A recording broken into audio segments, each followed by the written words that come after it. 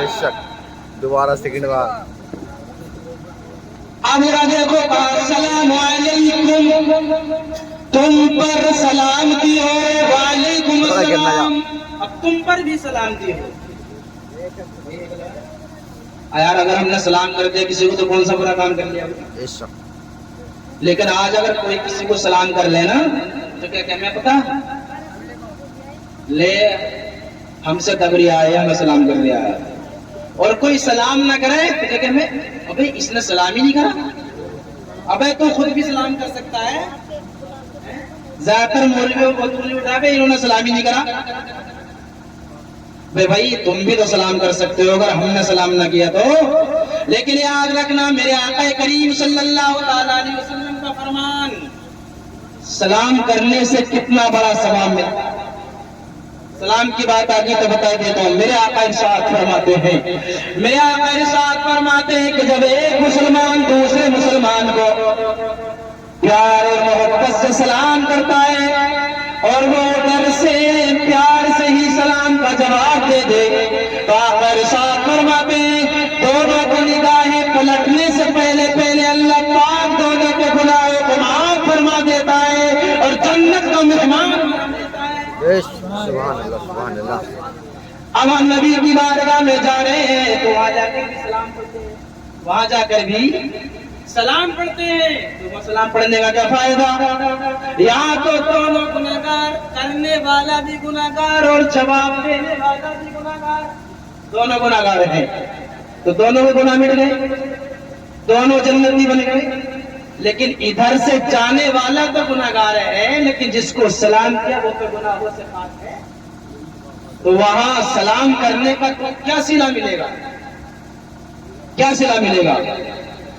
آپ نے بارہ سنا ہوگا کہ صبح کو 70,000 فرشتے آتے ہیں، آنے کے بعد میں نبی کی بارگاہ میں صلاۃ و سلام پڑھتے ہیں،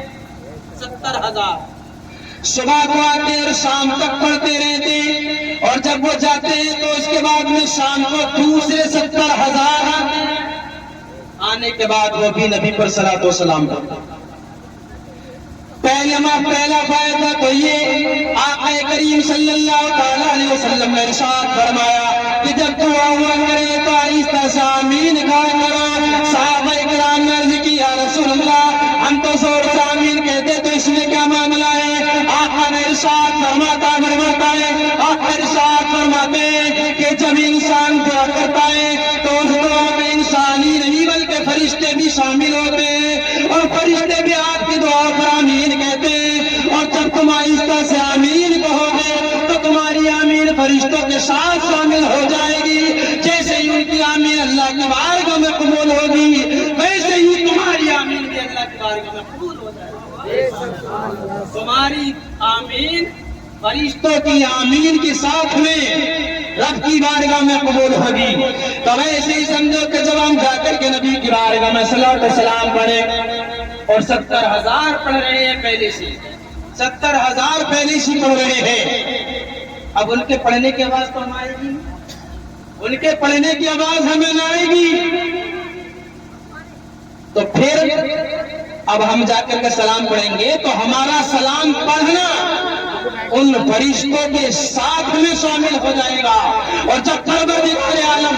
ان نوری فرشتوں کے سلام کو اپنی بارگاہ میں قبول فرمائے گا تو ان کے ساتھ ساتھ میں ہم گناہگاروں کے سلام کو بھی اپنی بارگاہ میں قبول فرمائے گا، ہم گناہگاروں کے سلام کو بھی اپنی بارگاہ میں قبول فرمائے گا۔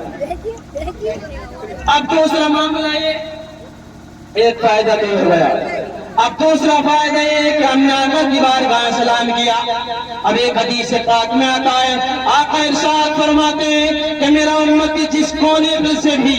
دنیا کے جس خطے سے دنیا کے جس کونے سے مجھے سلام کرتا ہے میں اس کے سلام کو اپنے روزے میں سن لیتا ہوں، اور سننے کے بعد میں وہیں سے میں اس کے سلام کا جواب بھی عطا فرماتا، اس کے سلام کا جواب بھی عطا فرماتا۔ تو اس سے یہ بھی پتا چلا کہ ہمارا تمہارا نبی زندہ تابندہ ہے، اگر زندے نہیں ہوتے تو ہمارے سلام کا جواب کیوں دیتے؟ میرے نبی خود فرما رہے ہیں کہ کہیں سے سلام نہیں، میں اپنے روزے انور سے اس کے سلام کو سنوں گا اور سننے کے بعد میں اس کے سلام کا جواب بھی عطا فرماؤں گا۔ اب دوسری بات یہ ہے،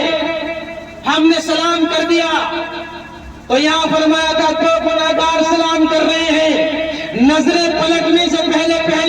پروردگار عالم دونوں کے گناہوں کو معاف فرماتا ہے اور جنت کا حقدار بنا دیتا ہے۔ وہاں جب نبی کی بارگاہ میں سلام کریں گے تو پروردگار عالم میری آنکھ اور میری نگاہ کو پلٹنے سے پہلے میرے گناہوں کو معاف فرما دے گا اور مجھے جنت کا حقدار بنا دے گا۔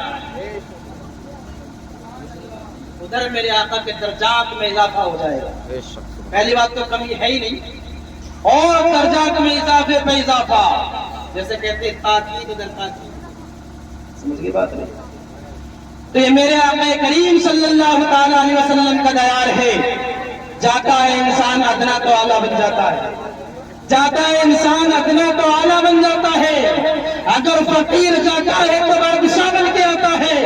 اگر یتیم جاتا ہے تو حامی بن کے آتا ہے، اگر نبی کی بارگاہ میں پیاسا آتا ہے تو پانی پی کر کے لوٹتا ہے، اگر نبی کی بارگاہ میں انسان بھوکا جاتا ہے تو سیراب ہو کر کے آتا ہے۔ لیکن تمہیں معلوم نہیں ہے خاتون جنت کو کون نہیں جانتا ہے؟ اور میرے آقا صلی اللہ تعالیٰ علیہ وسلم کی ایک مرتبہ مجلس لگی ہوئی تھی، صحابہ کرام کی انجمن سجی ہوئی تھی، میرے آقا تشریف فرما تھے، ایک صحابی کھڑے، ایک صحابی فقیرانہ لباس میں آتا ہے اور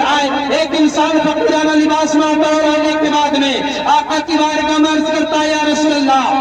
رسول اللہ میرے آبا و اجداد نے آپ کے مذہب کو نہیں اپنایا ہے، میرے خاندان والوں نے آپ کے مذہب کو نہیں اپنایا ہے، میرے پریوار والوں نے آپ کے مذہب کو نہیں اپنایا ہے، میں ہی ایک انسان ہوں جس نے کہ آپ کے مذہب کو اپنایا ہے، آپ کا کلمہ پڑھ کے داخل اسلام ہوا ہو، آپ کی سنت پر عمل کرنے کی کوشش کروں گا۔ میرے آقا نے ارشاد فرمایا، اچھا معاملہ یہ ہے تو بتاؤ چاہتے کیا ہو؟ اس انسان نے کہا تھا، اے میرے آقا میں آج بھوکا ہوں، میں نے کھانا نہیں کھایا ہے، آپ مجھے کھانے کے لیے دے دیں۔ تو آقا کریم صلی اللہ علیہ وسلم نے ارشاد فرمایا صحابہ کرام سے، تم میں کون انسان ایسا ہے کہ جو ان کو کھانا کھلا دے؟ ایک صحابی کھڑے ہوتے ہیں اور کھڑے ہونے کے بعد میں عرض کرتے ہیں، یا رسول اللہ ان کے کھانے کی ذمہ داری میری ہے۔ آقا ارشاد فرماتے ہیں، اے اللہ تم میں سے کون سا میرا ایک شاہنشار ایسا ہے جو ان کو پہننے کے لیے کپڑا دے دے؟ آقا کریم کے فرمان پر ایک صحابی اور کھڑے ہوتے ہیں اور کھڑے ہونے کے بعد میں عرض کرتے ہیں، یا رسول اللہ ان کو کپڑا پہنانے کی ذمہ داری میری ہے، یہ ذمہ داری میری نہیں ہے۔ اب جنہوں نے وہ ذمہ داری لی تھی کہ میں کھانا کھلاؤں گا، ان کے کھانا کھلانے کی ذمہ داری میری ہے۔ مجمع سے نکلتے ہیں اور نکلنے کے بعد میں حضرت خاتون جنت کے دروازے پر پہنچتے ہیں اور پہنچنے کے بعد میں عرض کرتے ہیں کہ خاتون جنت باہر نکلو، دروازے پر آؤ۔ خاتون جنت سنتی آواز سننے کے بعد میں دروازے پر آتی ہے، سلام کرتے ہیں، سلام کرنے کے بعد میں ادھر سے جواب مل جاتا ہے۔ عرض ارشاد فرماتے ہیں، خاتون جنت آپ کے بابا کی بارگاہ سے آیا ہو، آقا کریم کی بارگاہ سے آیا ہو، ایک انسان کھانے کے لیے کچھ ہو تو کھانے کے لیے دے دیا جائے۔ خاتون جنت ارشاد فرماتی ہے کہ میرے گھر کے اندر تو کئی دن سے بھوکا ہے، میرا بیٹا حسن بھی بھوکا ہے، میرے بیٹے حسین بھی بھوکے ہیں، کئی دن سے کھانا نہیں کھایا ہے۔ آقا کی بیٹی کہتی کئی دن سے کھانا نہیں کھایا ہے، لیکن میں تمہیں کھانے کے لیے کہاں سے دے دو؟ لیکن افسوس کی بات تو یہ تھی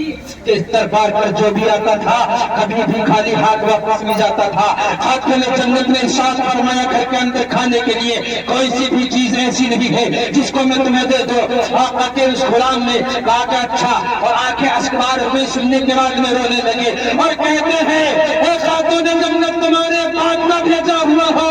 جب اتنا سنا ہے تو سننے کے بعد میں کہنے لگی اچھا، تو آپ اندر جاتے ہیں اور جانے کے بعد میں اپنے سر کی چادر کو اتارتی ہے اور اتارنے کے بعد میں لے کر کے آتی ہے اور آنے کے بعد میں کہتی ہے کہ لو یہ چادر میری ہے اور سامون یہودی کے یہاں کر کے بیچ لینا اور اس سے کھانا خرید لینا اور خرید کر کے جس کے لیے لے کے جانا ہو اس کے بارے میں لے جانا۔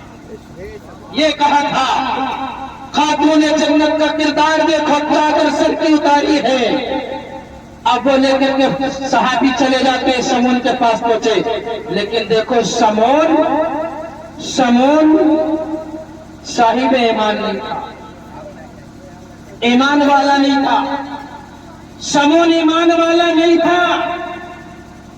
लेकिन जैसे ही चादर करीब पहुंचती है उस चादर की खुशबू ने समून के दिमाग को मुअत्तर कर दिया था। अभी पहुंचते साहबी समून के पास में चादर ले जाते हैं, कहते हैं कि लोग से इंसान आते हैं, कोई चावल लेकर के जाता है, कोई आटा लेकर के जाता है, कोई इंसान तुमसे किसी चीज के बदले में कुछ लेकर के जाता है, लेकिन आज मैं तुमसे चादर के बदले में खाने का राशन लेकर के जाता हूँ। अब उस समून चादर को देख करके ताज्जुब करने लगता है, आज तक मैंने ऐसी चादर न देखी थी, आज तक मैंने किसी चादर के अंदर इतनी खुशबू नहीं पाई है। बड़ा अच्छा लिबास मैं पहनता हूँ, मेरे घर के अंदर बड़े अच्छे लिबास पहने जाते हैं, क्योंकि वो भी वक्त का मालदार इंसान था, उसके घर के अंदर बड़े अच्छे लिबास पहने जा रहे थे। समून भी अच्छा लिबास पहन रहा था, अच्छी से अच्छी खुशबुएं लगा रहा था, लेकिन धराधर को देखता है, देखने के बाद में हैरान हो जाता है और सोचने लगता है आखिर ये चादर किसकी है, आज तक किसी चादर से ऐसी खुशबू आई नहीं है, आखिर मामला क्या है। दिल के अंदर उसके दिमाग के अंदर वहम पैदा हो जाता है, होगा हो ये चादर अगर होगी तो खातून जन्नत की चादर होगी।